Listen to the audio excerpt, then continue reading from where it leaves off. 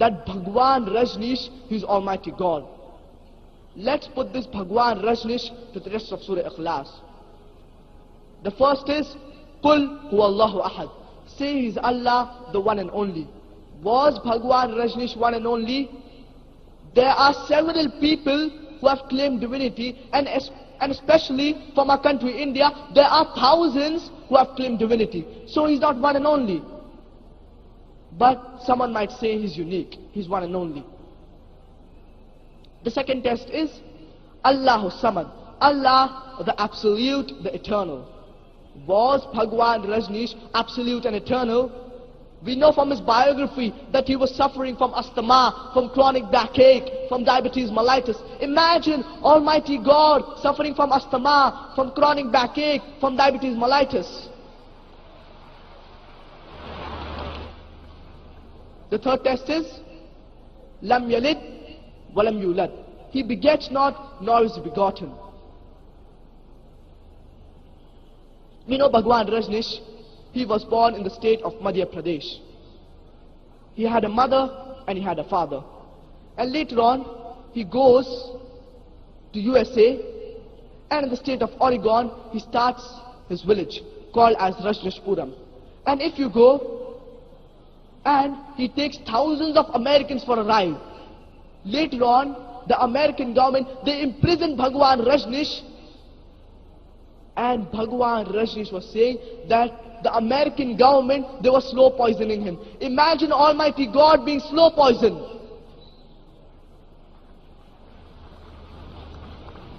And later on, the American government, they kick Bhagwan Rajneesh out of America, and he comes to the state of Maharashtra, in the state of Maharashtra, in the city of Pune, and he starts his village.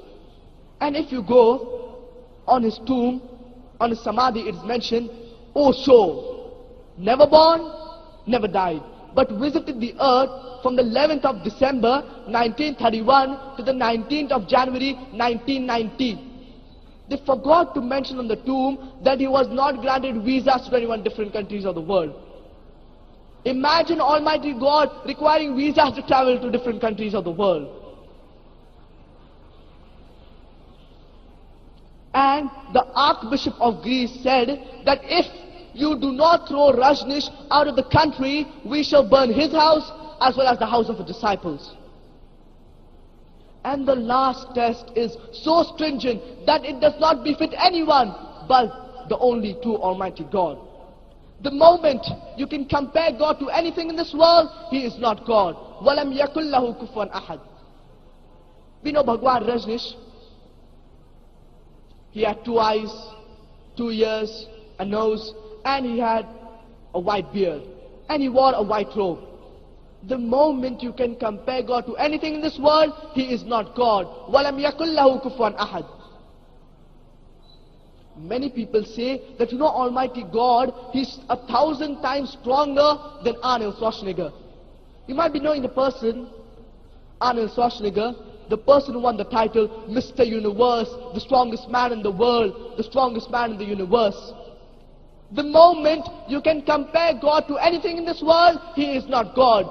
وَلَمْ يَكُلْ لَهُ كُفُوًا أَحَدٌ. And there is nothing like unto Him. Whether it be Arnold Schwarzenegger, or whether it be King Kong, or whether it be Dara Singh. The moment you can compare God to anything in this world, He is not God. وَلَمْ يَكُلْ لَهُ كُفُوًا أَحَدٌ. This Surah Ikhlas, chapter number 112, verse number 1 to 4, is the touchstone of theology. And I would request the brothers and sisters out here that the God which you're worshipping, put Him to the test of Surah Ikhlas, and if He passes the test, then the God which you're worshipping is the true God. If He does not, then He's not the true God.